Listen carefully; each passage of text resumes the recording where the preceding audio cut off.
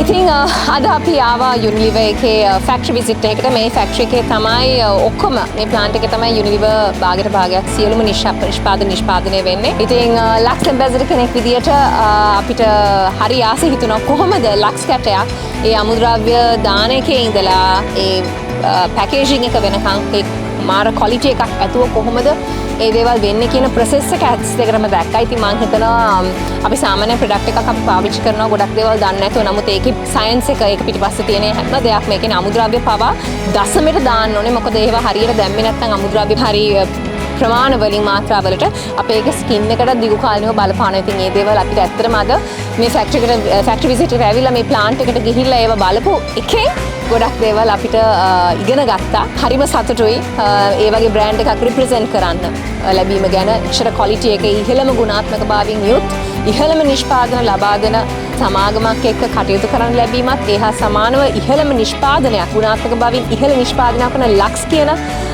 Brand එක නියෝජනය කරන්න ලැබීමත් ඇත්තටම ලොකු ගෞරවයක්. ඒක නිසා බොහොම ස්තුතියි මේ එක්ස්පීරියන්ස් එකට ලිවර්ස් ආයතනයට බොහොමත් ස්තුතියි. කාර්ය මණ්ඩල ස්තුතියි. ලක්ස් මැනේජ්මන්ට් එකට ස්තුතියි.